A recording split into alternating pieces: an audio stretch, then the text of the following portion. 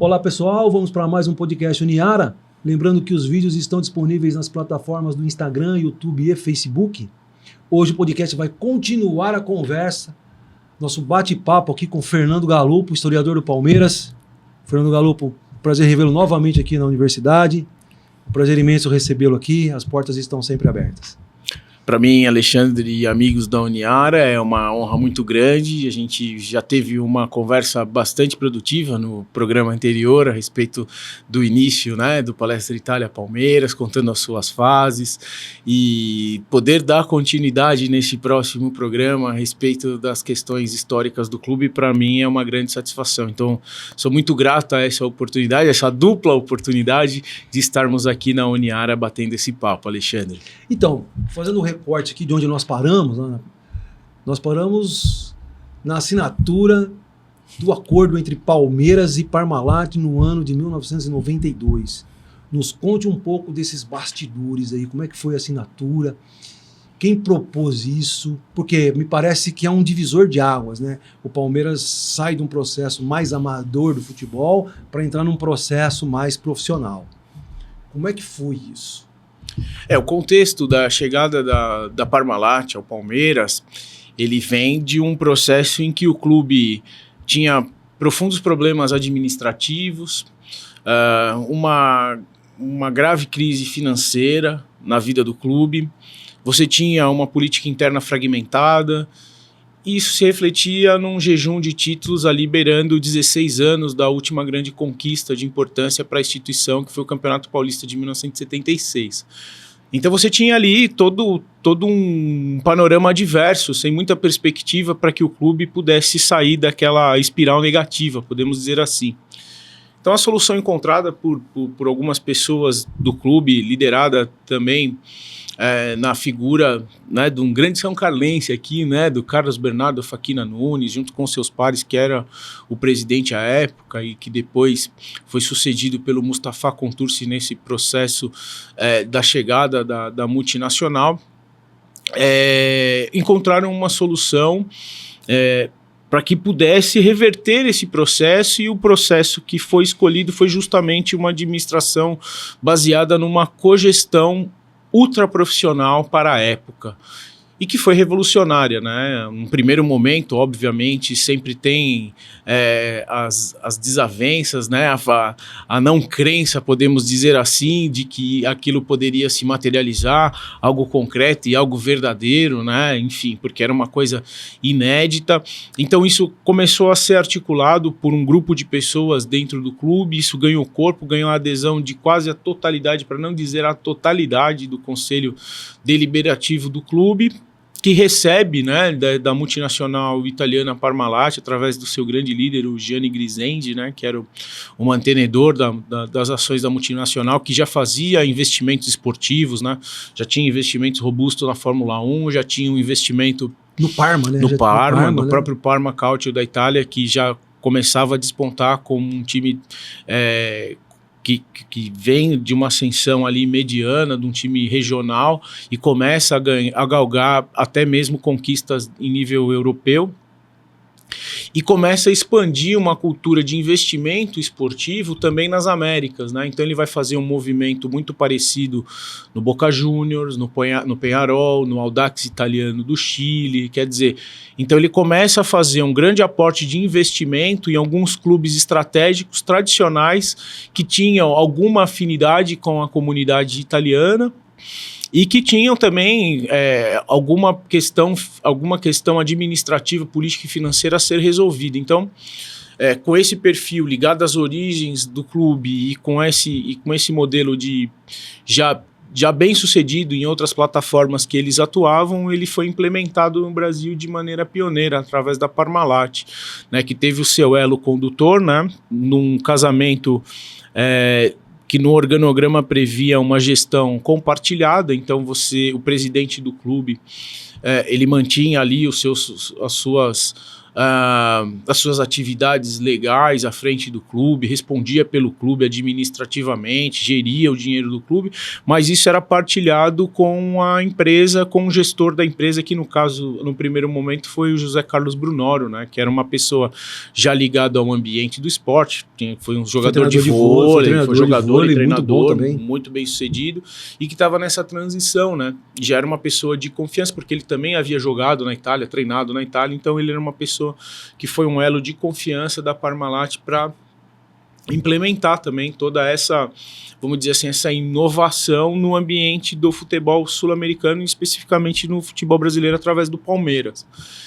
E foi um processo ali que, obviamente, teve os seus contrapontos, né? Teve os seus combates internos, né? Enfim, movimentos na arquibancada, Parmalat é ilusão, eles vieram comprar o clube e tal, né? Como a gente vê muitas vezes com a questão da SAF, que muitas vezes... E a questão da própria lei aí agora também. Né? Sempre tem a questão da SAF, sempre tem uma moralidade, sempre tem um ruído, mas... enfim, claro que isso obviamente foi contornado através de uma comunicação muito direta, né? Eu acho que muito do sucesso da Parmalat parte também por uma franqueza dos seus gestores em relação ao projeto, ao tipo de investimento que iria ser feito. Então era muito clara, né, as ações, então, era muito partilhada. Eles compravam o jogador, depois eles colocavam o jogador no Palmeiras. O sistema era esse, não era? Eles na verdade, o jogador e colocavam ele no Palmeiras. No Palmeiras depois ficava com uma porcentagem e eles ficavam com... Exato. Você tinha alguns modelos nesse sentido, mas basicamente era partilhado, né? Tinha algumas necessidades que o clube colocava como princípio, né? Então, olha, a gente tem uma necessidade de um investimento pontual. Então, houve melhorias, por exemplo, no estádio, né? Que a Parmalat faz. Vai ter aportes em tecnologia e infraestrutura. Em tecnologia e infraestrutura. No aporte das outras modalidades, foi um investimento muito maciço nos 2 primeiros anos, no basquete, no vôlei, no hóquei, né, do Palmeiras.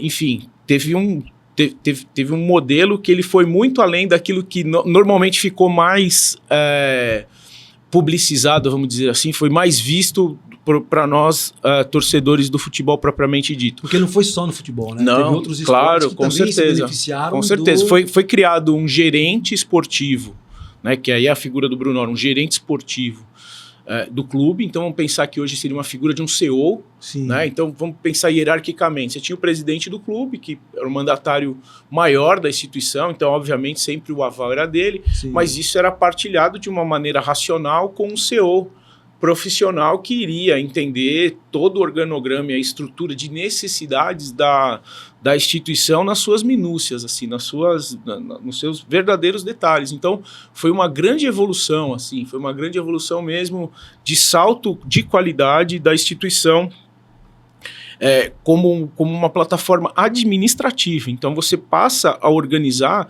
de maneira racional os seus recursos, num primeiro momento, que obviamente vão ter os aportes de investimento em grandes jogadores que eram até promessas, né, e que depois se afirmaram como grandes jogadores. Então, por exemplo, o Palmeiras vem a Campinas, e no Guarani de Campinas ele vai trazer o Edilson, por exemplo, que foi um destaque do Campeonato Paulista. Aí nos anos seguintes ele vem com o Luizão, mas, por exemplo, exatamente. Aí, mas no primeiro momento ele vai buscar o Edmundo no Vasco da Gama, ele vai buscar o Roberto Carlos na União São João, quer dizer, então ele vai montar pontualmente jogadores que estão mapeados, que ainda não estão afirmados, mas que certamente era um prospecto de grande promessa. Então, já tem uma inteligência administrativa, né, no mapeamento daquilo que a gente tem como... Jogadores. Exato, como a gente hoje tem recursos aí, ferramentas de análise de mercado e tudo mais. Então, o clube se estruturou também com essas técnicas para aquela época, para fazer um mapeamento e gerir os seus recursos, né? O clube não investiu só em medalhão logo de cara, pelo contrário, né? Pelo contrário. Jogadores novos, o Edmundo era novo, o Roberto Carlos era novo. Eram todos promessas, eram grandes jogadores que tiveram boas campanhas, né? E que já estavam se afirmando e se provaram, né? Que teriam uma progressão muito grande e, obviamente, num ambiente mais organizado, mais estruturado, com os recursos que foram aportados, eles conseguiram se desenvolver ao extremo. Então, eu vejo que naquele momento era importante dar um salto de qualidade. O Palmeiras pensou fora do padrão da época, né? pensou de uma maneira que ele pudesse fazer toda essa transformação sem que houvesse processos de rupturas tão abrangentes do ponto de vista da política interna, por isso que esse modelo de cogestão partilhado, né? E, obviamente, dentro do processo você tem os seus ruídos, né, que é normal dentro de um casamento desse porte, dessa natureza, mas certamente ele vai revolucionar todo o ambiente do futebol, propriamente dito, porque ele faz com que os outros também comecem a olhar os seus departamentos de futebol de uma maneira profissional, como o clube propôs a partir da chegada da Parmalat em abril de 1992.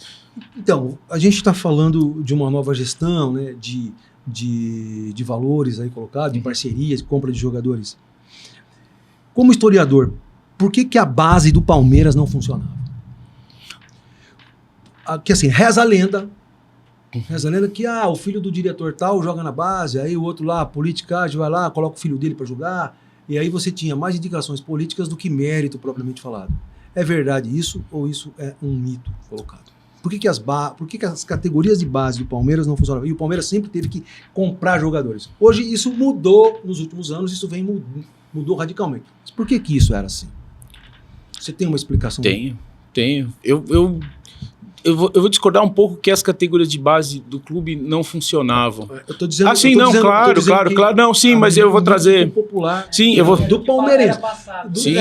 No senso comum. Vamos fazer um claro, senso comum. Sim, eu vou trazer elementos. Por exemplo, nos anos 80, o Palmeiras apostou mais nas suas categorias de base do que em compra de jogadores afirmados. Foi uma política. Mococa, esses Pires, Pedrinho, os goleiros todos, sim, Ivan Martorelli, enfim, Zete, né? Uhum. Então era um modelo. O Palmeiras subia a base. Gerson Caçapa, sim, Denis, Toninho Cecílio, sim, posso dizer vários. Sim, então, claro. Nos anos 80, que foi um momento crítico do ponto de vista de resultados administrativos, financeiros e tudo mais, como a gente apontou, foi usada muito a base do Palmeiras na ascensão do modelo para o profissional, para o uso do profissional. Só que em um dado momento viu-se que esse modelo não era interessante para que a gente pudesse dar o salto e competir no nível que se imaginava. E talvez foi atribuído a essa falta de desempenho a uma má formação, porque havia uma política, olha, a gente vai trabalhar a base. Então, quando traz uma Parmalat, como tem um aporte de investimento, o primeiro passo é você fazer um aporte de mercado. Obviamente, havia uma possibilidade da Parmalat também potencializar as categorias de base, mas até então, por questão estratégica do clube, isso foi suprimido, não foi tratado como uma prioridade naquele momento para a gestão, né? Porque havia a possibilidade de um investimento maior também nas categorias de base, mas foi entendido dentro daquele colegiado e daquele contexto que o aporte da Parmalat seria necessário apenas no ambiente do futebol profissional. Isso foi equalizado, né? Então, obviamente, quando você tem um investidor, uma pessoa que tem aporte, que vai ao mercado, efetivamente, a sua base não vai ser tão requisitada naquele contexto e naquele momento. Sim.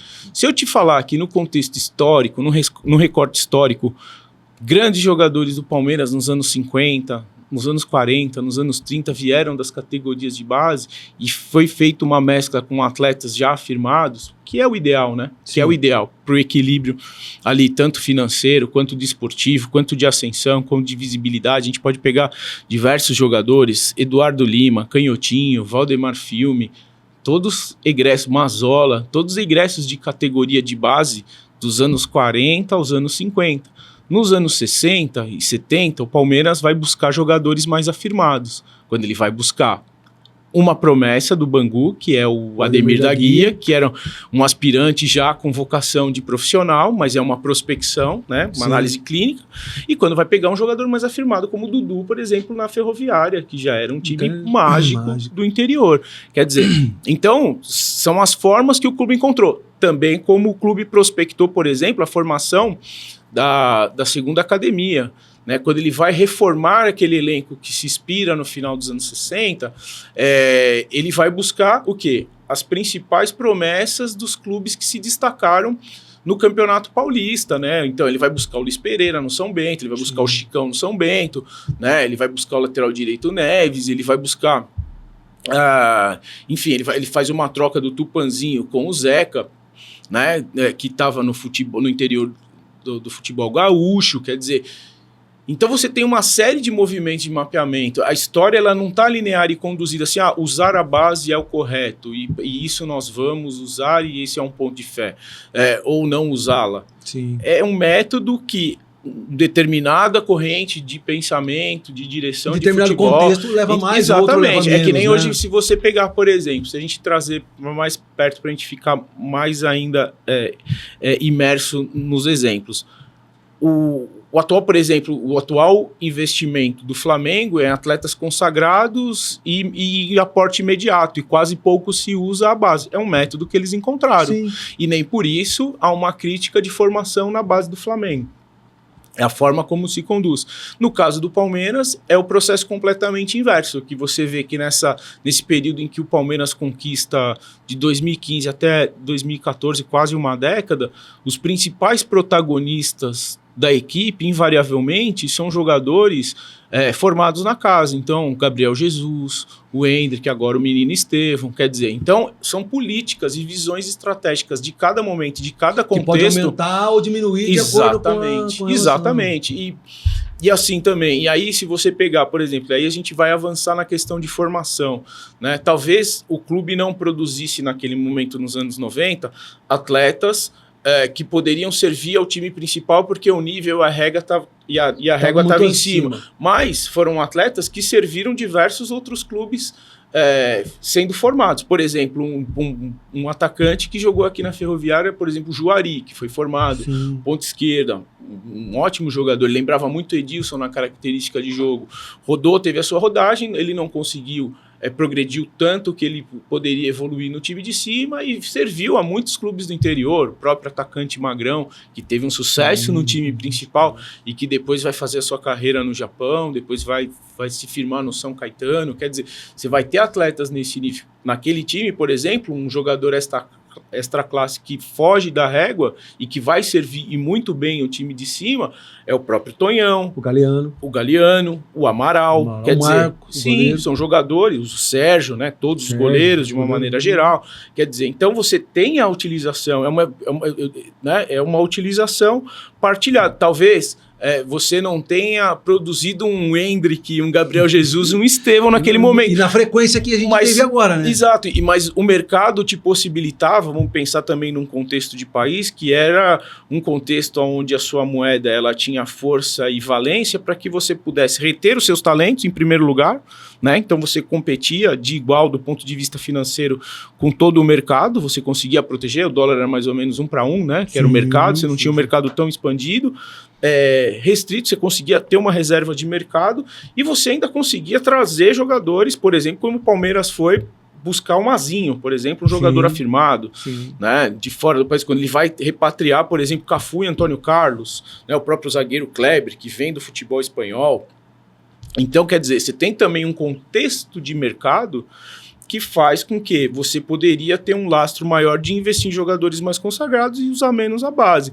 Hoje é diferente, hoje a gente tem um mercado financeiro onde a gente não consegue competir com quase ninguém, onde a gente desculpa o termo, mas e também não é de maneira pejorativa, é só para a gente ilustrar que hoje a gente é a periferia da bola, quer dizer, a gente produz jogadores para que eles estourem o seu potencial em outros mercados, porque você não consegue... Uma economia de exportação. Exato, você não consegue reter, porque a sua economia ela é fragilizada, seja no setor do futebol ou em qualquer outra área, né?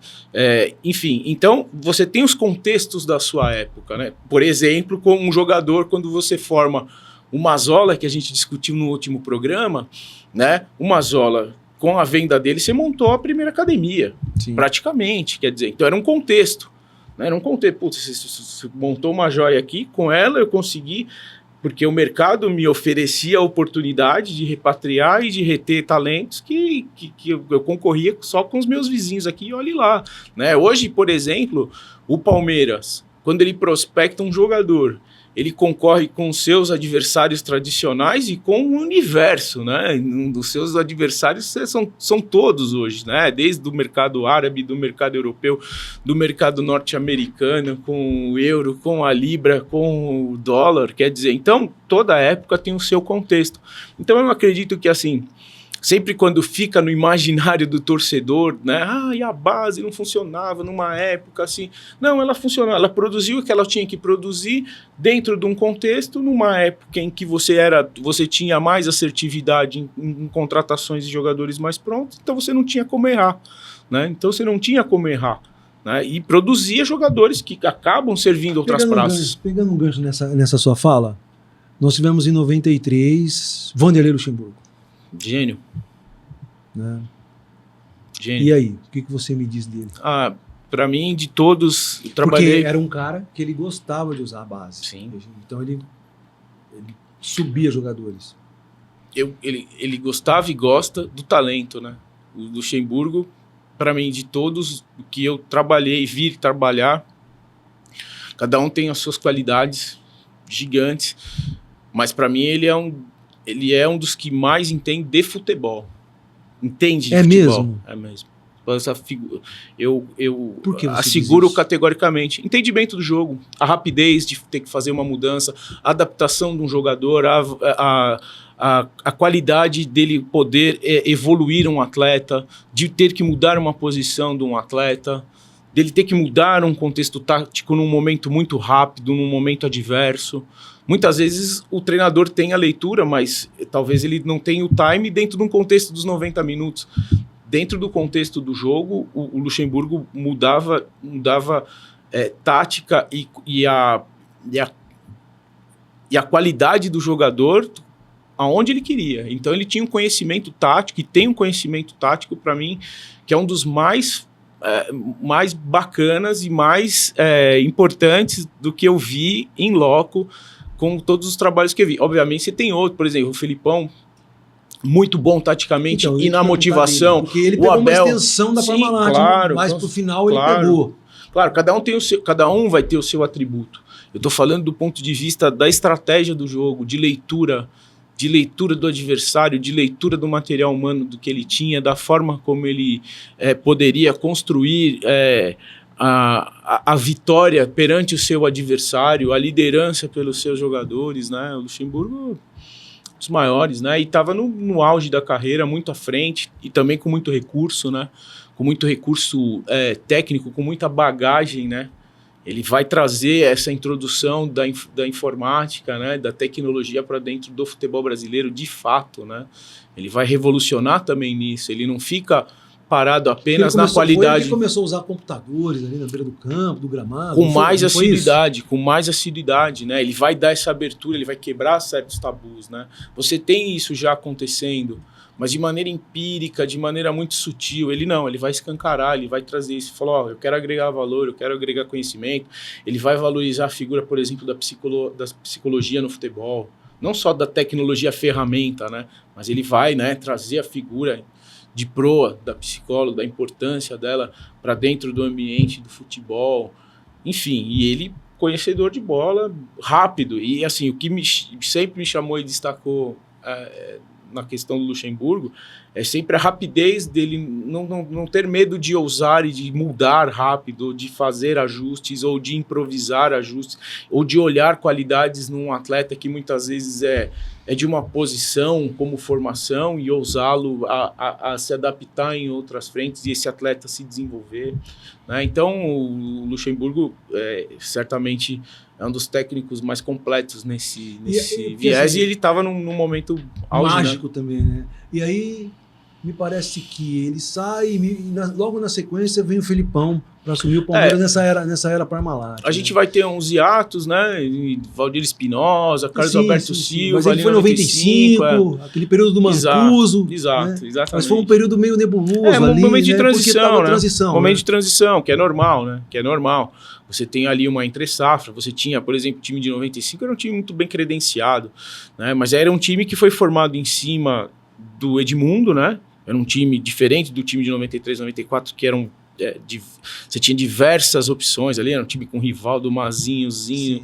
O time de 95, ele vai abrir mão de muitos desses talentos, vai praticamente fazer um time em torno do Edmundo, que depois do Edmundo vai ter um problema lá problema no Equador, que ele chutou a câmera lá do cara. Exato, isso criou todo um problema, porque era o time em torno dele, né? Então, isso... E depois perdeu aquela final pro Corinthians, Ribeirão Preto. Isso foi uma consequência desse desequilíbrio, da questão de formar um time em torno de apenas um atleta muito fora de série, tanto é que ele vai sair do Palmeiras, né, de uma forma muito traumática, né, vai até pro rival Corinthians, quer dizer, e aí depois vai ter o auge dele, né, máximo, além de 93, 94, mas em 97, que ele arrebenta com o título de campeão brasileiro no Vasco da Gama. Em cima do Palmeiras. Quer dizer, enfim, mas ali você tem uma transição. Em 97 vai chegar o Felipão. Né? O Felipão é um treinador de mobilização, um treinador de liderança nata, né? Ele tem um esquema de jogo pragmático, ele morre com esse esquema até o fim, mas ele tem todos ao seu lado, é a família Felipão. Então, é uma outra característica, então, né, do Luxemburgo. Outra característica. Exato, isso que eu ia falar. Um mais estrategista, o outro mais pragmático. Cada um com as suas valências, não é que um é melhor que o outro. Não, cada um teve os seus êxitos usando as estratégias que eles dominavam ao extremo. Para mim, um dos maiores líderes de vestiário é o Felipão.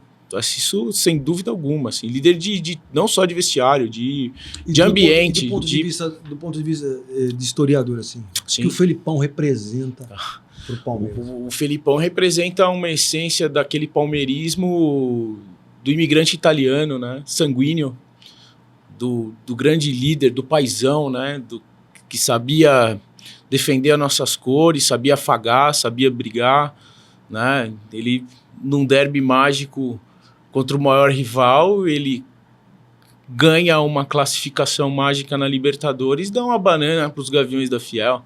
Isso não tem preço, isso é Palmeiras, cara. Entendeu? Então, o Felipão é isso, né? O Felipão é esse lado sanguíneo que está no DNA do palmeirense, né? E ele incorpora isso, né? Como um descendente de italiano, como um imigrante também, né? Com seus exageros, né? Com seu linguajar até mesmo simplório, mas direto, muito verdadeiro, mas um líder assim ao extremo, um pai acolhedor que sabe falar duro na hora certa e sabe afagar na hora mais certa ainda.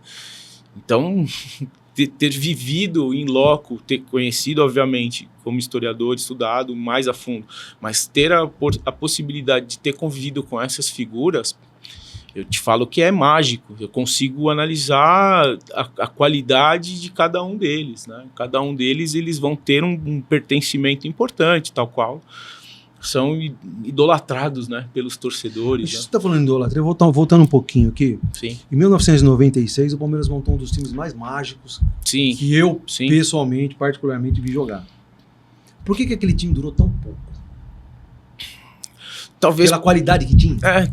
Talvez pela forma como o time atuou, porque todos se valorizaram. Se a gente pensar que daquele time que durou 6 meses ali, né, aquele time ele vai chegar voando no Paulista, chega na final da Copa do Brasil, perde fatidicamente para o Cruzeiro, né, mas num contexto em que você tem o Rivaldo saindo daquele time para ser bola de ouro com o Barcelona, 2 anos depois. Você tem o Djalminha e o Luizão saindo para ir para a Espanha para fazer um time médio, regional, ser campeão espanhol. E eles serem ídolos de La Coruña. Quer dizer, então você tem tudo afirmado. Você tem craques ali, você tem o Miller, que já no final da carreira, ele, num momento chave, ele veio e era uma solução muito importante do time, e ele deu conta. Né? Não, e ele sai, exato, e ele sai por uma proposta ali afetiva que ele tinha com o São Paulo, quer dizer, então você tinha algumas coisas ali que funcionavam muito coletivamente e que eram extra classe, né? Só que efetivamente a retenção desses caras ficou incompatível pelo fato de que eles se valorizaram muito. se valorizaram muito e é normal que você tivesse que abrir mão deles fazendo uma nova proposta de jogo que para o segundo semestre acaba não dando certo. O Palmeiras vai ao mercado e vai ao mercado atrás, por exemplo, de apostas, né? O Palmeiras vai trazer Leonardo do Atlético Mineiro, vai trazer o próprio Fernando Diniz, né? Que tinha feito um bom campeonato paulista no Juventus. Você vai trazer atletas pontuais. Sim, o Flávio, né? Flávio Conceição, né? Enfim, você vai trazer atletas pontuais que efetivamente não vão cobrir a lacuna de caras que são desse tamanho, que saíram para ser os melhores do mundo na Europa, que competiram no mais alto nível. E, obviamente, você teve que mudar essa estratégia a partir da chegada de um novo estilo de jogo e um estilo de comando, né? Que a partir de 97 você muda a perspectiva, você sai de um time técnico para um time pragmático. Então, você sai do modelo Luxemburgo, que tinha uma avaliação de formação de elenco baseado na técnica para um futebol de força. Num primeiro momento, o Filipão é muito contestado, né, pelo torcedor palmeirense, de uma maneira geral, porque o torcedor do Palmeiras está acostumado, exato, e até acostumado na sua essência de times, né, que dominavam o jogo na sua essência técnica, né? Então o camisa 10 do Palmeiras sempre era o arquétipo de ser o novo Ademir da Guia, né? Qualquer 8 que vestia a camisa era o novo Leivinha, né? Então né, você tem esses arquétipos, isso é importante também, porque é uma régua alta, exato, né? É uma régua alta e uma régua importante que define a nossa essência, né? Talvez como o Corinthians tem a essência da raça, um jogador que dá um carrinho lá, a torcida tem um carinho maior, o São Paulino tem uma ideia mais tática com a figura do Raí do Tele, né? Então, um time mais afeito ao controle do jogo tático, o Santos a vocação ofensiva, o DNA ofensivo, e o Palmeiras sempre a escola da técnica. Então, eu definindo em uma palavra, basicamente, os 4 times com as suas principais características que estão no imaginário do torcedor. Então, por exemplo, você pega um jogador que seja muito raçudo, não sei o quê, mas não tem técnica, talvez para o palmeirense... Não serve. Exato, tem uma crítica maior, não que até não serve, né? Não seja descartado, mas tem uma crítica mais pesada, entendeu? Não, tem que ser o craque, tem que ser o cara que... Não adianta fazer um gol, tem que fazer 5, entendeu? Tem que ter todos os dribles, tem que ter todo o domínio, porque nós tivemos todos esses caras aí que a gente está listando ao longo da história, né? Então, a nossa régua é alta nesse nível. Em 97 você vai mudar um modelo de jogo, né? Um modelo que você vai ter muita imposição física. Viola centroavante. Sim, Oséias, cruzamento do Arce, né? Como jogava o Grêmio do Felipão.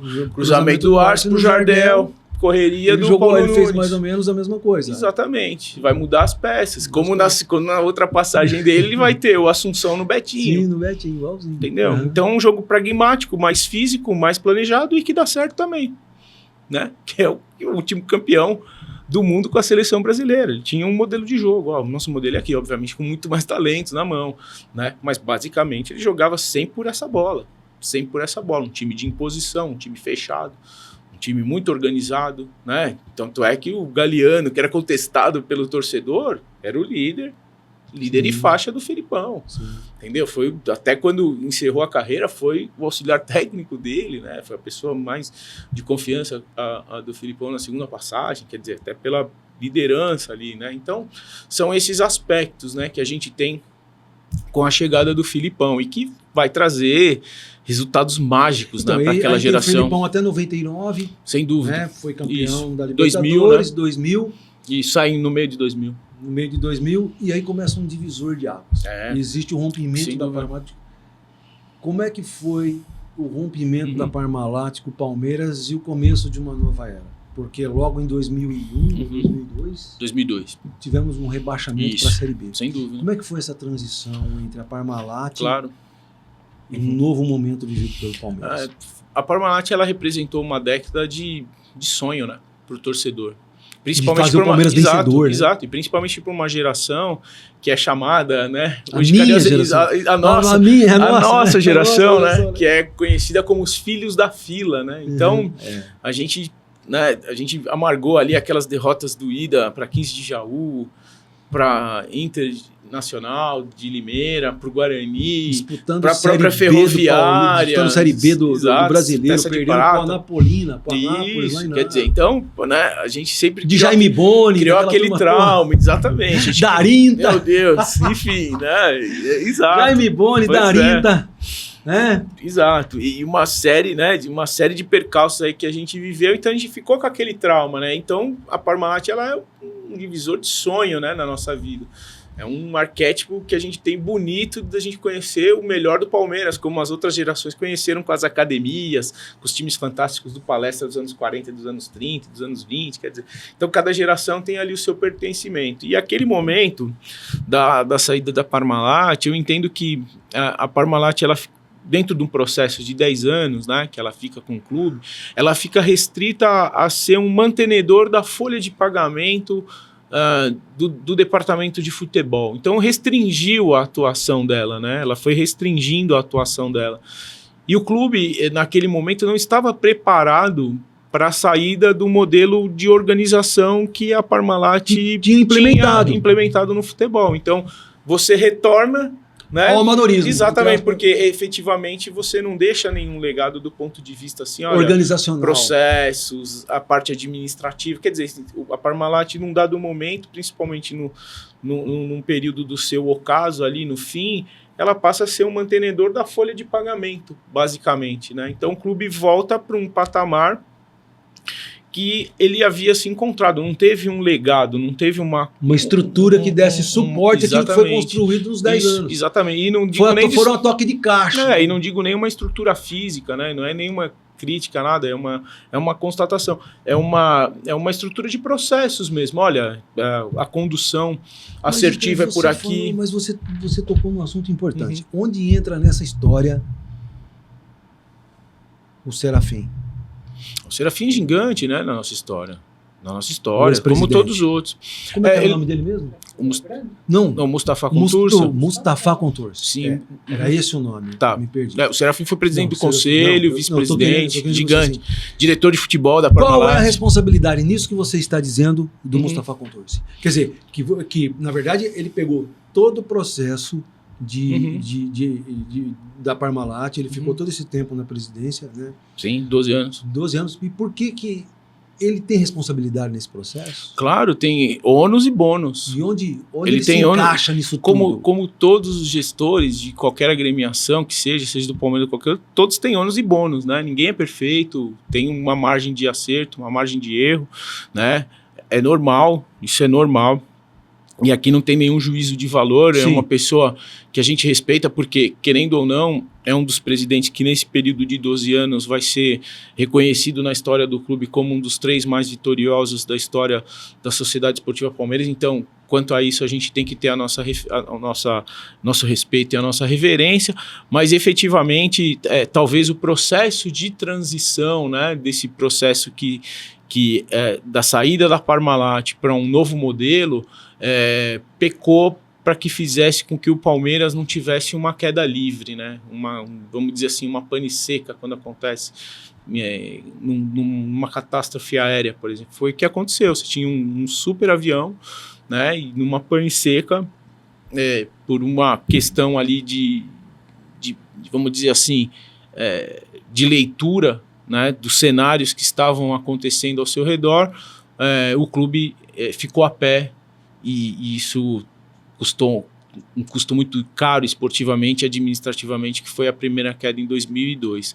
Mas ali também tem um contexto que é importante a gente fazer uma ressalva, que na saída da Parmalat havia muito bem alinhavado um contrato de cogestão para seguir o modelo, uma troca de cogestão, na verdade, com a empresa ISL, que já era investidor em alguns clubes, inclusive até no Corinthians ela já havia investido. Eu lembro desse nome. Sim, que era uma investidora, era uma empresa suíça, se eu não me engano, um banco suíço de investimento, que investiu já no futebol, já estava criando um modelo, e ela seria a futura parceira do Palmeiras na saída da Parmalat, seguindo os mesmos moldes, tendo um padrão administrativo profissional. e tudo mais. Mas efetivamente ali teve uma quebra, uma quebra da ISL em 2000, que até ia haver aquele segundo Mundial, né, na Espanha, e que o Palmeiras estava qualificado para jogar e acabou não acontecendo essa competição, que era promovido por ela também, pela própria empresa. Então havia esse acordo, mas a empresa quebra. E efetivamente isso fez também com que fosse vamos dizer assim, não digo meia-culpa, mas foi um fator do destino que também culminou para que você tivesse essa ruptura mais traumática, né? De um modelo ultra profissional para a volta de um modelo que efetivamente não deu certo e que legou o Palmeiras a 16 anos sem jejum, 16 anos de jejum de grandes conquistas, né? Sem títulos. Então, você tem todos uns contextos e alguns movimentos. Aí você vai trazer apenas uma parceria de patrocínio com a Pirelli, mas é insustentável porque é apenas um aporte de receita, né? Não tem uma questão administrativa profissional, como havia, por exemplo, vamos dizer assim, no organograma da Parmalat, que você havia entre o cenário, vamos dizer assim, da estrutura amadora, né, de estatutários e tudo mais, um CEO profissional que conseguia filtrar isso e trazer de maneira mais racional as decisões à mesa da presidência do clube, para ser partilhada e aí executadas, né? E você tira essa figura, então você volta para um organograma antigo que, de fato... O presidente está na ponta, quem quer vai lá fala com o presidente, não tem ninguém no meio, então, o diretor de futebol fica ali batendo o tempo todo. Então você tem um aporte de indução empírica desde do provolone na sauna até a contratação de um grande craque, o cloro na piscina, entendeu? A manutenção As demandas são muitas. Do concreto da arquibancada, do preço do ingresso, de um fechamento de um patrocínio, quer dizer, então você volta para um modelo amador num ambiente onde você já tinha dado exemplo que o que funcionava era um modelo profissional, né? E aí todo mundo olhou o teu modelo, copiou, replicou, fez melhor e você voltou para aquilo da estaca zero de 10 anos atrás. Então, eu não personifico, eu acho até vivendo assim, e aí eu não personifico uma queda ou uma vitória a um único elemento ou um personagem, né? Obviamente a gente tem o imaginário, a gente sempre tem uma vocação do bode expiatório, é da essência, né, do ser humano e tudo mais, mas é um contexto, né? É um contexto e todo líder, todo presidente de qualquer gestão, ele vai ter o ônus e o bônus, e eu acredito que o Mustafa está enquadrado na história como um dos grandes presidentes vencedores, com muitos pioneirismos, com muitos méritos e com algumas máculas, né, que obviamente toda a nossa coletividade acabou sofrendo com a questão, por exemplo, que culmina aí com a queda no ano de 2002, né? E efetivamente é um contexto que faz com que a gente revisitasse todos os nossos desafios novamente, fala, bom, vamos recomeçar tudo de novo, precisamos repensar estruturalmente, procurar novos modelos, tentar abrir mais o clube, enfim. Então, porque depois de 10 anos de Parmalat, ela sai no 2000, 2001, a gente tem um rebaixamento em 2002 e isso vai se perpetuar até 2012. Com um pequeno hiato em 2008 da conquista do Campeonato Paulista. Mas foi uma vírgula na frase. Foi um aporte financeiro com uma parceria profissional que era a Trafic, né?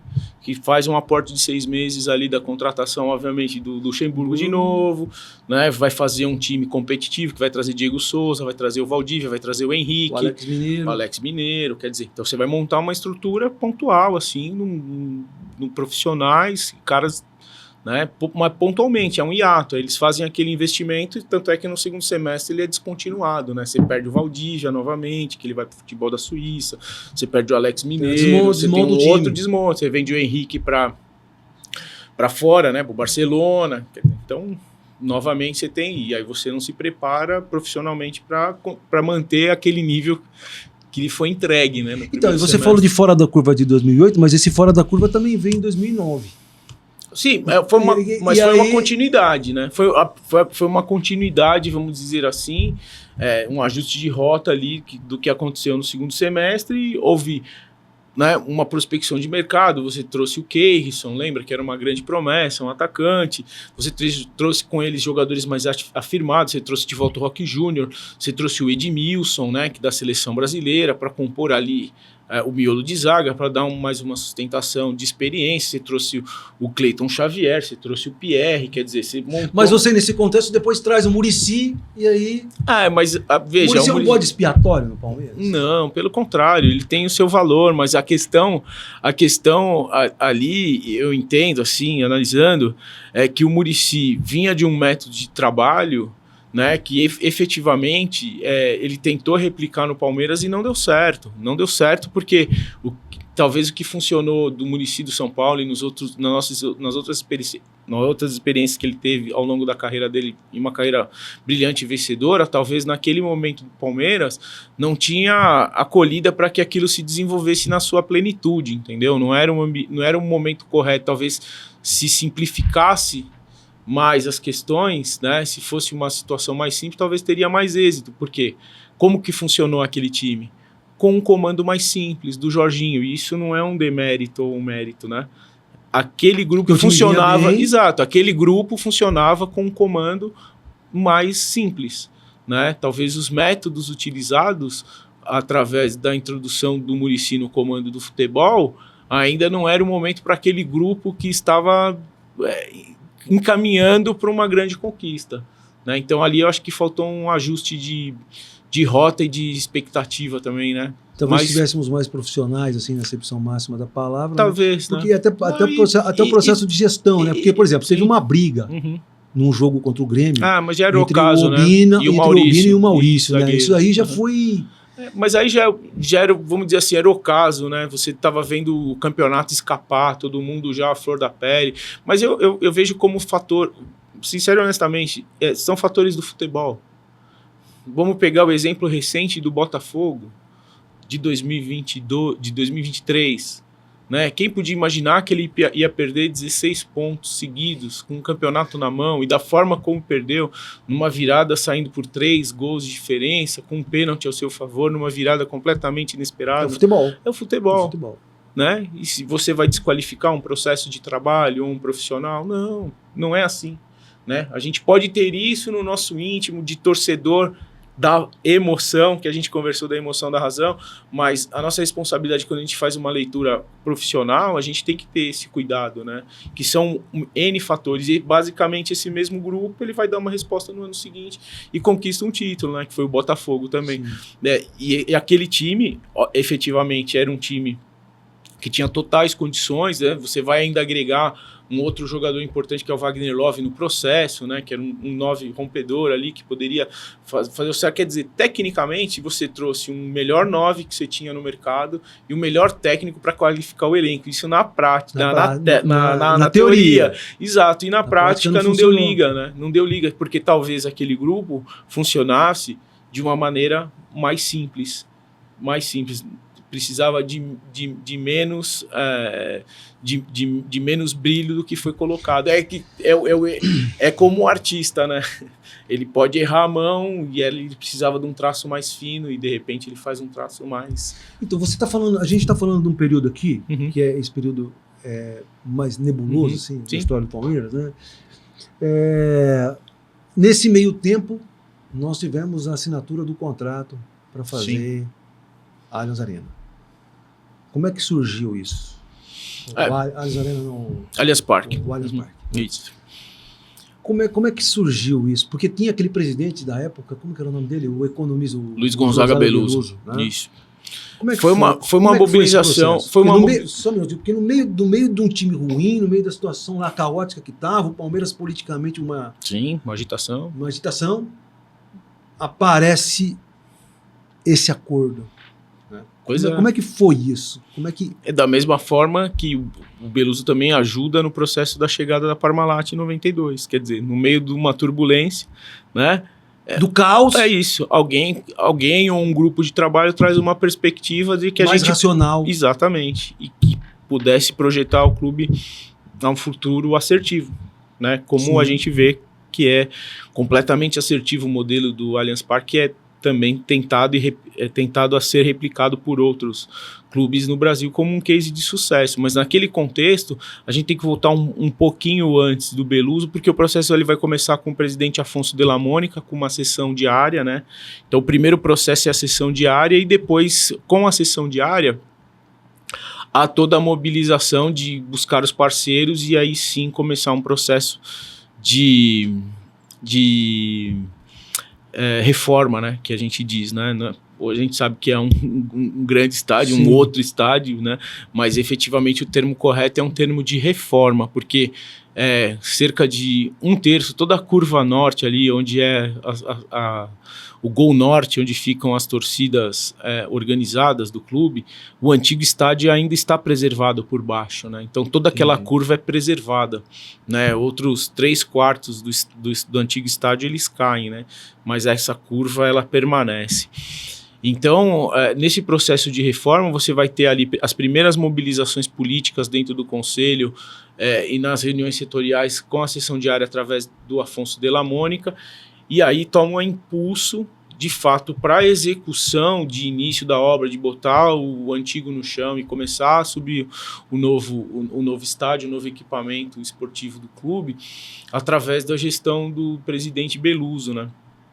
Que vai ser, obviamente, uma figura de extrema habilidade política. Mas dizem que ele é muito azarado, né? Talvez ele não tenha, mas aí é que tá. Mas aí talvez... Reza a lenda, não, né? Reza a lenda. Mas aí é que tá. Eu não vejo também por essa perspectiva. Eu vejo que ele precisou plantar. A missão dele era plantar alguma coisa que todos colheram no futuro. Todos nós palmeirenses, independente de gestão. Então, fruto do trabalho dele. Fruto do trabalho de todos, porque isso é continuado, né? É um processo continuado. Vamos pegar desde lá de trás, quando o Menotti Falco comprou o terreno, quando o Delfino Facchina fez o Jardim Suspenso, quando depois foi feita as reformas e a incorporação de patrimônios ao redor do estádio com outras administrações, a sessão diária com o Afonso. Então é uma construção, porque era sempre uma ambição. Lembra lá atrás, na ata que a gente conversou, quando da compra do Palestra Itália em 1920? Sim. Era ter a melhor casa e o melhor equipamento. Essa é a primeira discussão na ata de fundação do clube. E isso está plasmado na alma de quem conduz o Palmeiras. Sim. Entendeu? Então a gente tem que ter a vanguarda, a gente tem que ter o melhor. Nós precisamos ter sempre o melhor. Não importa como seja, que dor, que preço que a gente tem que pagar. Nós vamos pagar, porque essa é a nossa vocação, de ser protagonista, ser vanguarda e ser pioneiro. Isso é uma essência dentro do DNA do Palmeiras. E ali a gente pode colocar, você pode colocar, ou alguns, como uma sorte, eu posso dizer que é um altruísmo. Ele pagou um preço, ele falou, não, eu estou disposto a buscar uma coisa aqui que talvez não tenha um impacto imediato, mas que certamente no futuro vai projetar o clube a ter um horizonte muito mais iluminado. E é o que aconteceu. Hoje, um dos maiores faturamentos, um dos maiores receitas, os maiores equipamentos da América Latina em termos de entretenimento, jogos e tudo, é o Allianz Parque, né? Então é um equipamento que deu certo, é uma forma que deu certo e alguém precisou pagar um preço para que isso acontecesse. E esse alguém foi esse grupo de pessoas, né? Encabeçado, obviamente, na gestão do Luiz Gonzaga Beluso, que foi muito assertivo nas suas ações, na sua condução, na amarração de um contrato onde o clube tem poucos ônus a pagar, como, por exemplo, manutenção, essas coisas, né, que consomem mesmo num equipamento desse tamanho, e que o clube ainda tem divisas em relação a show, em relação a bares, a outras operações que necessariamente ele não precisa mover uma palha. Quer dizer, então, eu entendo que cada personagem na nossa história tem a sua importância.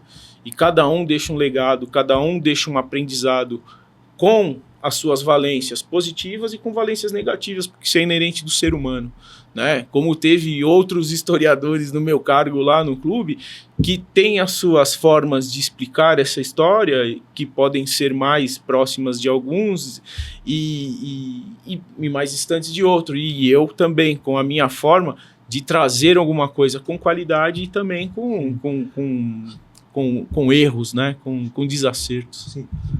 O descenso de 2012 foi fundamental para uma troca de visão do Palmeiras. Quer dizer, o Palmeiras sai, na minha análise, é assim, 2012 representou uma ruptura ali no Palmeiras. Sai uma gestão totalmente amadora, que tipo, quando o Palmeiras caiu, quem era o presidente que estava na praia tomando água de coco? né, o Tirone lá estava tomando água de coco, né, por uma gestão que aí nós vamos entrar, vamos falar do nosso querido Paulo Nobre. Né? Então você sai de uma... representa isso, historicamente, 2012 pode ser dividido desse... Sua leitura é perfeita, sua leitura é perfeita, né? Acho que o entendimento interno da instituição é exatamente esse. O que nós queremos daqui para frente foi praticamente uma refundação, né?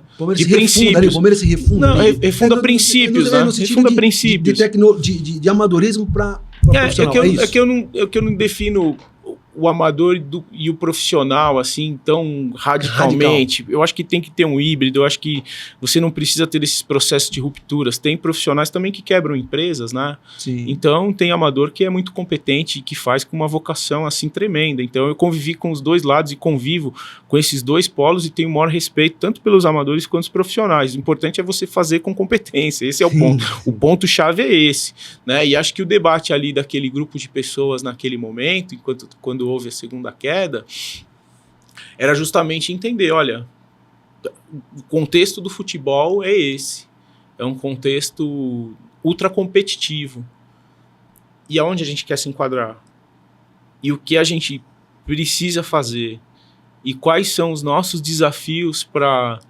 buscar o nosso lugar nesse ambiente de excelência. Então houve uma leitura, um entendimento, olha, aonde a gente quer? A gente quer ser um clube médio, a gente só quer existir, né? A gente quer, a cada 10 anos, bater e voltar, né? Jogar Copa, pagar dívida, o que nós queremos? Então houve um entendimento, porque chegou numa situação crítica, e houve um entendimento de um grupo de pessoas, né? Obviamente liderado naquele momento pelo presidente Paulo de Almeida Nobre, que entenderam que o rumo do clube precisaria ter uma direção antagônica daquelas práticas que eram feitas anteriormente. Então, ali você tem uma recondução dos destinos do clube, mas isso partilhado de modo coletivo. Sim. Aquela coletividade sentou e falou assim, nós chegamos no limite, e o que nós queremos para nós? Nós queremos, a nossa realidade é essa? O que nós queremos? Não, entendemos que não. Então fomos respondendo perguntas internas. E o que cada um pode fazer? O que cada um pode trabalhar? O que cada um pode doar? Uns mais, uns menos, outros com aporte de divisas, outros com trabalho, outros resgatando a história, outros trabalhando a comunicação, outros trabalhando a organização, outros trabalhando a esfera jurídica, outros prospectando os melhores profissionais do futebol. Montou-se uma estrutura. Não trouxe uma estrutura. Né, que parte de um híbrido de amadores e profissionais, mas amadores e profissionais que tinham uma coisa em comum, e tem, porque estão todos aí, praticamente. Competência, amor e, acima de tudo, um trabalho incansável pela excelência. Então, nada é por acaso. Sim. Nada é por acaso. E se você for ver o momento do Palmeiras, por isso que eu te falo que não tem personalismo, Palmeiras é um dos poucos clubes do mundo que ele vai ser campeão nacional 4 vezes, com 3 presidentes diferentes, com 4 técnicos diferentes. Então, há um mérito institucional muito maior do que um personalismo de pessoas, porque se entendeu uma mentalidade, e essa mentalidade tem que ser difundida e incorporada por todo palmeirense. A gente não pode retroagir 1 milímetro daquilo que nós conquistamos. Pegando o processo que você falou, esse processo de reconstrução começa em 2013. 2012 o time é rebaixado, 2013 assume Paulo Nobre, assume no comecinho, e quem chega para ser treinador é Gilson Kleina. Pega um time na Série B. Do ponto de vista histórico, o que Gilson Kleina representa na história do Palmeiras? O Gilson Kleina, ele vai ser importante em enfrentar um desafio de trazer um gigante ao seu lugar devido, né? Então ele tem o seu mérito de saber conduzir um grupo que estava, vamos dizer assim, em provação perante o seu torcedor, um grupo desacreditado, né? E o Gilson Kleina ele consegue conduzir com maestria um campeonato praticamente de ponta a ponta, com o Palmeiras sobrando em relação aos seus adversários naquele momento. Então ele tem o seu mérito, tem o seu pertencimento e um desafio muito grande, né, de um time do peso do Palmeiras, o maior campeão do Brasil, né, na segunda divisão, com toda a tradição, com toda a história aqui que a gente, de maneira sintética, a gente se debruçou, mas que tem todo esse brilho no futebol brasileiro e tem essa carga, e o torcedor em descrédito com a instituição, em descrédito com tudo que estava acontecendo. Ele tem que recuperar esse crédito. Exatamente. Ele faz um futebol simples, mas um futebol objetivo, que consegue o objetivo fim do Palmeiras e faz com que o Palmeiras pudesse resgatar o mínimo da sua dignidade, que até então estava na lona. Então o Gilson Klein está enquadrado na história como um dos treinadores que vão repor o Palmeiras no seu lugar de origem, que é entre os maiores clubes do Brasil. E aí veio quase o descenso em 2014, novamente. Pois é. Uhum. E na sequência, 2015... Copa do Brasil. Reformou total, mas o Paulo Nobre era ainda presidente. Sim. Né? Ele sai em... 16, final de 16. Sai em 16, então. Nesse período, entra a Crefisa. Em 15. Né? Em 15 entra a Crefisa. Como é que foi essa transição aí? Como é que foi a chegada da Crefisa no Palmeiras? Então, o centenário em 2014 do Palmeiras, ele... Foi traumático. Foi traumático, né? Porque, obviamente, é sempre difícil, né? Você voltar para uma divisão maior, num nível de competitividade onde as equipes estão num ritmo e você precisa recuperar aquele tempo perdido. Então, é natural. É natural uma equipe voltar e ter dificuldades para se manter no ano seguinte até se estabilizar novamente.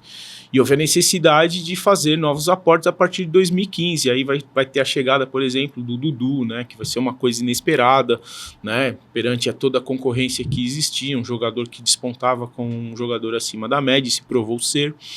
Né? E nesse contexto você também vai ter o aporte de um grande parceiro, né, que vai qualificar o Palmeiras do ponto de vista de investimento, do ponto de vista de ser ainda mais competitivo financeiramente, porque não está atrelado só necessariamente à questão do patrocínio, né? Você começa a ativar as receitas de Allianz, você começa a ativar a sua categoria de base, com Gabriel Jesus surgindo, você consegue um aporte importante de um parceiro. Então é uma série, tá vendo? Não é uma coisa personalista, não é uma Crefisa, não é o Paulo, não é alguém assim. É um conjunto de fatores. De coisas que vão acontecendo. Que foi pensado e foi se projetando, obviamente, para nós, a curto prazo acontecendo.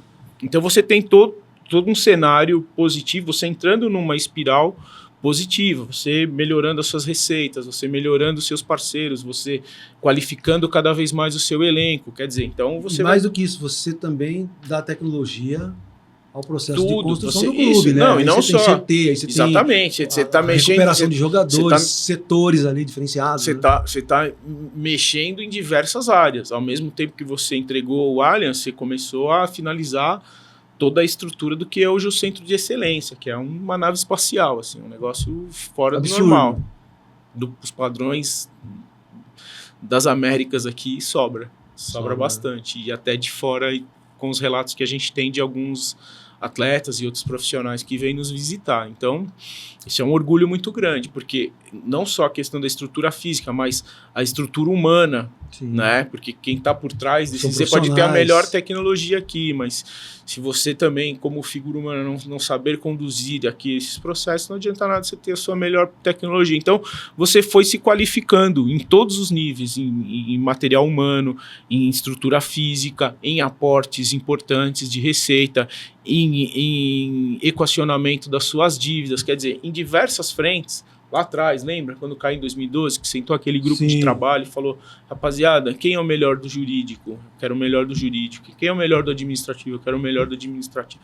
Entendeu? Foi se buscando, seja profissional, seja interno do clube, não importa. Né? Foi se qualificando e falou, esse grupo de trabalho, nós temos 30 dos bravos aqui. É com esses caras que a gente vai sangrar e botar o Palmeiras no lugar dele. Entendeu? E foi esse um pacto e se teve uma continuidade, porque me parece que depois a continuidade não é das pessoas, da mentalidade. Então, mas as pessoas fazem parte de grupos, né? Então você vê, o O Gagliotti, que veio depois, era do mesmo grupo. Sim. Então ele conseguiu dar uma sequência boa no trabalho, né? Claro, porque acima dos personalismos está a Sociedade Esportiva Palmeiras, o clube acima dos homens. Esse grupo de pessoas colocou esse lema como ponto de fé. E esse lema não é brincadeira dentro do Palmeiras. Sim. O clube acima dos homens. Sim. Né? Isso é um simbolismo, a instituição em primeiro lugar. Se nós temos que tratar um assunto sério, nós vamos tratar do assunto sério, sem ferir milindres. Porque o clube tem que estar em primeiro lugar. E esse grupo de pessoas conseguiu ter esse entendimento e colocar isso em prática. Muitas vezes é difícil, você pode ter até essa consciência, mas foi fruto de trabalho, fruto da união, da unidade, da parceria, da cumplicidade e, acima de tudo, que eu volto a frisar, da competência. E a competência ela não está estabelecida num crivo de amador ou profissional. Não está nisso. A competência é inata, é o quanto você busca, é o quanto você quer, é o quanto você tenta se desenvolver no seu trabalho, no seu conhecimento, se aprofundar mais as coisas, entendeu? Eu conheço gente que tem cátedra, que tem um diploma e que é superficial e raso nas suas abordagens. E conheço pessoas que pouco passaram, né, pelas cadeiras escolares, né, e que isso não é um mérito nem um demérito, é só uma realidade, porque está em jogo, há essas possibilidades, tem quem aprende, né, empiricamente, na vida real, né, no suor do dia a dia, né, e, enfim, cada um com o seu aprendizado, e é isso que tem que qualificar, muito mais do que as grifes, que os rótulos, que os títulos. Sim. Você tem que entender e avaliar na prática. Olha, esse profissional é apto a estar à frente, né, da condução desse processo? Sim, não importa. É ele que vai conduzir. E é isso que faz com que a gente tenha um sucesso muito além das questões personalistas. Então, por exemplo, você ganha um brasileiro com o Cuca, em 16, você ganha um brasileiro com outro modelo completamente diferente em 18 com o Felipão. E você ganha 2 brasileiros com um modelo completamente diferente dos 2 com o Abel. E com 3 presidentes diferentes também, com 3 mentalidades parecidas no seu, vamos dizer assim, no seu conceito original de colocar o clube acima dos homens, de a gente buscar a excelência e a competência em primeiro lugar, mas cada um com seu modelo. O Paulo puxa mais aqui, o Maurício puxa um pouco mais ali, a Leila um pouco mais ali. Mas está tudo certo, mas o princípio... O padrão continua. O princípio, ele é imutável para esse grupo de pessoas. E enquanto esse grupo de pessoas estiverem trabalhando com lucidez, com competência, com força, em busca do conhecimento constante, em busca desse companheirismo que se tem, desse sentimento de unidade, de família, de Palmeiras, as coisas vão caminhar serenamente. Um ano vai bater campeão, outro não, e tá tudo certo, mas você vai bater sempre em cima. Porque é a fórmula que a gente encontrou, até ela se inspirar, porque aí depois, como é esses ciclos que a gente mostrou aqui nesse recorte histórico, obviamente vão chegar outros modelos, esses modelos esperamos que a gente esteja sempre na vanguarda para trazer, introduzi-los e praticá-los, e aí eles vão inspirar e outros virão, e esse ciclo virtuoso tem que ser perene na vida do clube. É o que eu entendo e é o que a gente tenta colocar dentro de um matiz histórico e dentro das experiências que a gente tem nessa troca constante. Leila Pereira e Abel Ferreira, uma dupla que deu certo. Já estão marcados na história. Com certeza. A Leila Pereira, ela representa o universo feminino na presidência do clube. Sim. Por muito tempo. E a tendência de ficar mais tempo ainda, se a gente fazer uma análise do contexto geral do futebol brasileiro, é a primeira dirigente a ficar tanto tempo à frente de uma agremiação do tamanho do Palmeiras. Palmeiras, novamente, vanguarda no processo. É isso? Sem dúvida. Você citou 2 nomes. O Abel Ferreira, podemos dizer até curta passagem dele, né? Na curta passagem dele perante a grandes nomes da nossa história que a gente citou aqui no comando, já é o treinador com mais títulos na história do clube. E a Leila Pereira, proporcionalmente... em termos de gestão, na sua primeira gestão de 3 anos, proporcionalmente, em média, em todos os anos da sua gestão, ela levantou pelo menos um título. É muito grande isso, né? E certamente ela caminha para ser a presidente com mais títulos na história do clube. Porque é o caminho natural. daquilo que vem sendo desenvolvido. E eu não estou falando isso como sistema, torcedor, eu estou sistema. falando do ponto de vista objetivo. Porque é o trabalho que está à frente, é o grupo de pessoas e a mentalidade. Então, você vai estar sempre competitivo. E, obviamente, o futebol ainda é um esporte, né? E um esporte do imprevisto. Que não necessariamente aquele que a gente mostrou aqui, na teoria, em 2009, a gente trouxe o melhor técnico, o melhor 9, tinha o melhor elenco, estava na frente. Muitas vezes a teoria não se corresponde na prática. Mas, efetivamente, com essa mentalidade, com esse grupo de trabalho sendo conduzido da forma profissional que é, e com os métodos que são feitos, eu não tenho dúvida que sempre o Palmeiras, nesse espaço curto de tempo, dos próximos anos, num curto período, ele sempre vai ser protagonista. Ou a gente bate campeão, ou a gente vai estar ali na frente, ou, enfim, vai estar sempre disputando, vai estar sempre incomodando, vai estar sempre com bons elencos, com ótimo trabalho. Enquanto tiver esse tipo de mentalidade, certamente isso vai nos nortear a caminhos sempre mais luminosos e gloriosos. Isso eu não tenho a menor dúvida, e aí não é um vaticínio, é a história que me mostra. Né? Quem caminha por um pensamento assertivo, a chance dele errar é muito menor. A chance de errar é muito menor. Pode errar, né? Pode ter um ano que você não acerte tanto, normal. Porque você também tem outros profissionais, outros clubes trabalhando, se reinventando, buscando na sua história, buscando no mercado, trabalhando em excelência com profissionais maravilhosos, outros entrando no mercado e trazendo outras experiências, quer dizer, é uma troca constante. Só que o Palmeiras é um clube em constante evolução, em constante autocrítica, seja numa autocrítica interna, seja numa autocrítica interna do seu torcedor, externa do seu torcedor. E tá tudo certo, e tem que ser assim, essa é a nossa essência, né? O senso crítico é o senso de beleza, é o senso de altivez, é o senso de vitória que nos impulsiona desde o abençoado dia 26 de agosto de 1914 até ad eternum. Fábio, alguma pergunta? Doutor? Quando a gente fala de treinador, falaram vários treinadores, 4 são os que mais marcam, né? Oswaldo Brandão, Vanderlei Luxemburgo, o Big Phil, Luiz Felipe Scolari e o Abel. No meio deles tem o Marcelo Oliveira em 15 na Copa do Brasil e o Cuca em 2016 no Brasileiro. Então, a gente teve muitos técnicos, mas assim, marcados, na minha visão, pelo menos, 4. Mesmo tendo os outros 2 campeões.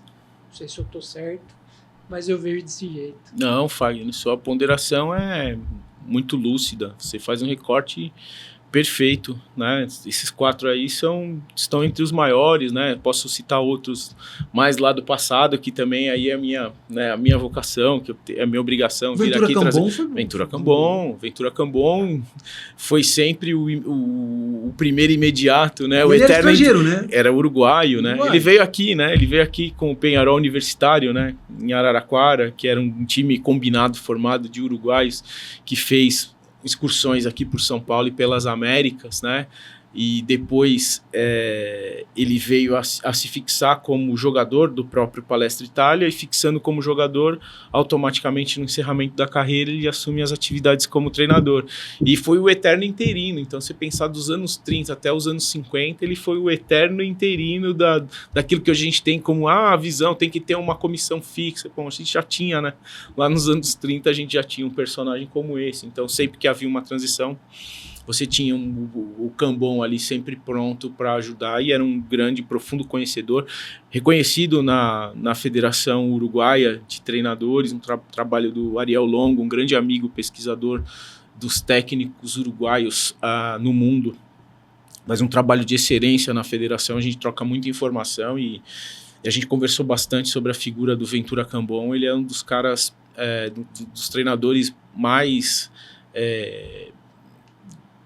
reverenciados desse passado uruguaio como legado, né, como escola de jogo. Então, o Ventura tem muito prestígio também. Bom, Alexandre, eu conheço o Fernando, né? Muita gente conhece o Galupo, muita gente conhece o Fernando Galupo, eu conheci o Nando, né?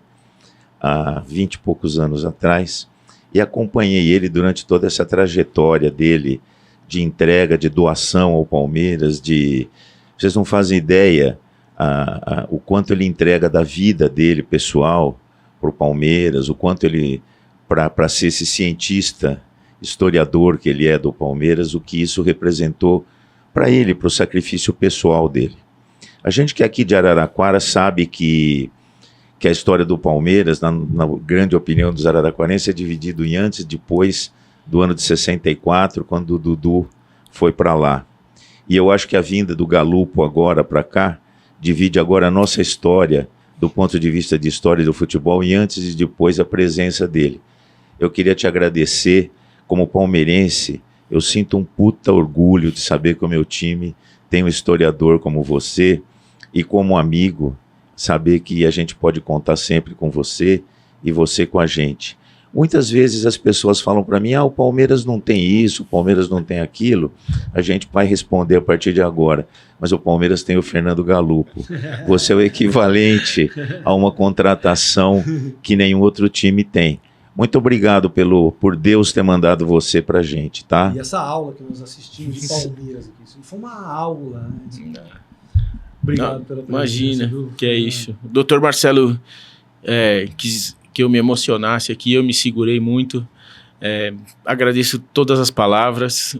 A recíproca é verdadeira, você é um amigo, irmão, de todas as horas, né? Não só da vida palestrina que nos uniu, né? Mas de outras caminhadas na nossa jornada, sempre que chamado, estarei à disposição dos amigos. Estamos aqui entre amigos, né? Principalmente no momento de final de ano, celebrar que esse novo ciclo seja muito fraterno entre todos nós, né? E essas palavras me enchem de orgulho e me renovam o meu espírito para 2025 e para outras jornadas. E quero deixar um registro, se me permitem, de dizer que em todas essas minhas pesquisas e nesses mais de 25 anos que eu me debruço na história palmeirense, eu preciso deixar registrado em público que o maior torcedor da Sociedade Esportiva Palmeiras, não desmerecendo nenhum outro, porque todos têm o seu valor, mas o maior e mais abnegado torcedor que eu conheci chama-se Luiz Marcelo Inácio Cirino,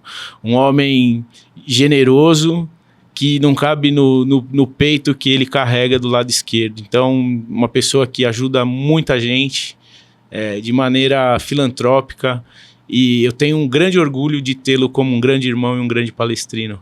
Se o Palmeiras tem o Galupo, tem o Alexandre, tem o Fagner e milhões de outros sentimentos, certamente tem um anjo da guarda chamado Cirino que está sempre pronto a ajudar e estender a mão dos amigos. Muito obrigado pelo carinho, desejo uma ótima passagem de ano a todos e que a gente consiga manter, não só no Palmeiras, né, mas na nossa vida, a excelência, a fraternidade, o amor, a competência e a compaixão, que é isso que a gente precisa cultivar na nossa caminhada, em todos os nossos atos. Muito obrigado. Obrigado você pela presença.